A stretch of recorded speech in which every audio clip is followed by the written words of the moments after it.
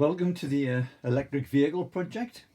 As you can see, we've got a series of different short videos as part of the project. It just depends on how far you would like to take the final design as well. So there could be a few more even. So electric vehicles, so we'll come back to that post in a minute. Here are all the parts that we require, so we'll deal only with the parts this time round. So what we've got is a foam block chassis. So I've cut these especially to take all of the components that we need to make the electric vehicle. So that's our chassis.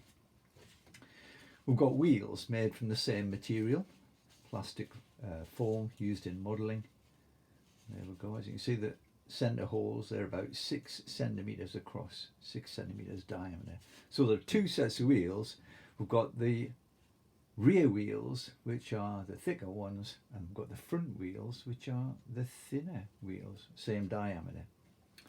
Fantastic. If we've got wheels, we're going to have axles, and if we're going to have axles and wheels, we should really have bearings to go on the axles.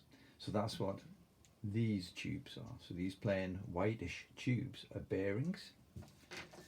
They go with the wooden axles. These yellow plastic tubes have a slightly smaller diameter than the axle. They're the clips that are going to hold the wheels on, so we'll just call them axle clips. There they go. We've got two elastic bands. We've got a motor and battery. They have to be joined together so that the motor spins. So these are the components we're going to require for that.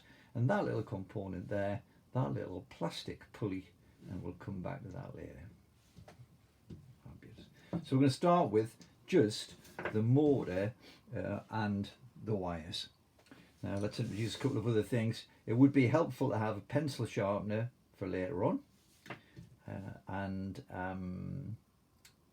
a pencil or a pointed wooden dowel. They're about the same diameter, these, that's about 6.5 millimeters diameter, and that's slightly greater. But we need to drill holes in the chassis, so I tend to use these pointed dowels, put a few stripes on them, sharpen a dowel with a pencil sharpener, and there we are. Keep that for drilling holes in foam.